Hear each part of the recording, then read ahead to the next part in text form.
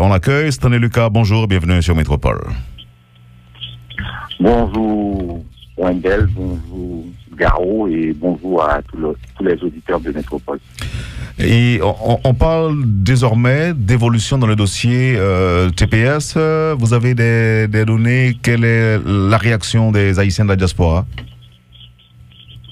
Bon, comme vous le savez, après le tremblement de terre du 12 janvier 2010, après un nombre de démarches de la diaspora et de certains élus américains, le gouvernement américain était d'accord pour donner aux Haïtiens un statut temporaire appelé TPS qui leur permettait de travailler et de voyager. Il y a 58 000 Haïtiens qui bénéficient de ce statut et il y a à peu près 20 à 30 000 enfants américains d'origine haïtienne qui sont nés aux États-Unis pendant cette période. Donc, pendant la période du gouvernement Obama, ça avait été renouvelé plusieurs fois. Et malheureusement, depuis l'arrivée du président Trump, on a eu seulement une extension de 8 mois au lieu de 18 mois. Donc, depuis lors, la diaspora est en train de se mobiliser à travers les élus de la Floride. Il y a 24 sénateurs démocrates qui ont signé une lettre à l'administration pour leur demander s'ils pouvaient prolonger le TPS pour les Haïtiens. Les républicains comme Marco Rubio et Mialov ont fait de même. Mais il semblerait que le secrétaire d'État des États-Unis a écrit une lettre à Homeland Security pour demander de ne pas prolonger le statut. Mais malgré tout, les démarches continuent. Mais il faut dire aussi que c'est en partie notre faute parce que pendant la période de janvier et février 2016 jusqu'à avril 2017, et notre ambassade à Washington disait que le pays était prêt à recevoir les 58 000 personnes. Si vous regardez dans le communiqué du 22 mai de Homeland Security, dans le 3e paragraphe, ça avait été dit aux Américains. Bon, maintenant, depuis lors, le gouvernement de Jovenel Moïse, à travers des démarches et à travers, si vous voulez, l'envoi à Washington du ministre des Affaires étrangères, avait obtenu quelques résultats. Et il y a des démarches en cours.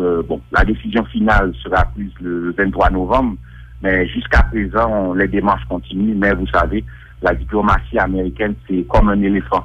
Ça prend du temps pour tourner. Quand ça tourne, c'est difficile de leur faire changer de direction.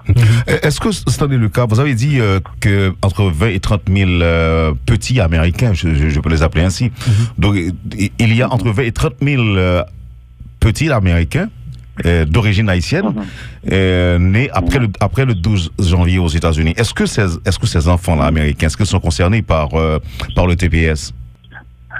Absolument. Et c'est 58 000 Haïtiens qui ont ce statut temporaire. Leurs enfants qui sont nés aux États-Unis représentent à peu près 30 000 enfants qui ont la nationalité américaine. Donc le problème qui se pose, c'est un problème aussi humanitaire. Est-ce que les enfants vont être déportés avec les parents, même quand ils ont la nationalité américaine? Donc il y a un défi légal. Est-ce que vous avez la On sait parfois que les Américains expulsent des Américains d'origine d'autres pays, mais quand ce sont des gens impliqués par exemple dans le crime, on les expulse vers leur pays d'origine, même s'ils sont américains. En ce qui concerne ces enfants, sachant que aux États-Unis, c'est le jus soli qui importe. Est-ce que ces enfants seront expulsés avec leurs enfants légalement? Bon, jusqu'à présent, c'est un débat ouvert. Parce qu'on pense que, étant donné que la reconstruction du pays demeure fragile, et il y a d'autres réalités qui existent, et le statut de ces enfants qui sont américains avec des parents qui ont le TPS, ils sont entre 20 000 et 30 000. Bon, quand on prend les autres pays, le Honduras, le Salvador, et le total de ces enfants-là, ils sont au nombre de 275 000 enfants nés aux États-Unis avec des parents qui ont le statut de TPS. Est-ce que sont expulsés? Je prends comme référence le Washington Post. Est-ce qu'ils sont expulsés? C'est à la fois un défi légal, un défi humanitaire, Et il n'y a pas de réponse. Maintenant, c'est la communauté légale des États-Unis qui va devoir regarder et comment obtenir un consensus avec l'administration. Nous savons aussi, excusez-moi, Luc Nair, nous savons aussi qu'il y a un groupe de pression qui vient d'être formé, essentiellement formé de parlementaires. Est-ce que vous pensez que ça peut donner le résultat favorable aux Haïtiens? En général, les élus américains du Sénat et du Congrès des États-Unis ont toujours des groupes favorables à un dossier ou à un pays. Des fois, ça marche, des fois, ça ne marche pas. Je pense que, dans les 15 prochains jours, nous avons des démarches additionnelles à faire. Il y a une approche bipartisane au Congrès des États-Unis pour supporter Haïti. Et probablement, le ministre des Affaires étrangères et d'autres personnalités de la diaspora, en plus de cette démarche-là par les élus haïtiano-américains, devront voir ce qu'ils peuvent faire pour essayer d'avoir un résultat positif, d'autant plus le candidat Trump avait de très bonnes relations avec la communauté haïtienne en Floride. Lors de la campagne, il avait dit aux Haïtiens américains, si vous votez pour moi, je deviendrai le plus grand champion que cette communauté ait connu. Et vous savez que pour un candidat républicain puisse gagner les élections aux États-Unis, il doit gagner 2 États, l'État de la Floride et l'État de Ohio. La dernière fois, M. Trump a gagné la Floride à cause de 3 communautés. Les Blancs sans diplôme, les Cubains américains et les Haïtiens américains. Donc, ça a aussi son poids au niveau de la politique domestique, la politique nationale des États-Unis. Alors, j'allais vous demander, Stanley, 58 000 Haïtiens plus les 30 000 enfants ou les 30 000 sont inclus dans les 58 000, pour petite précision?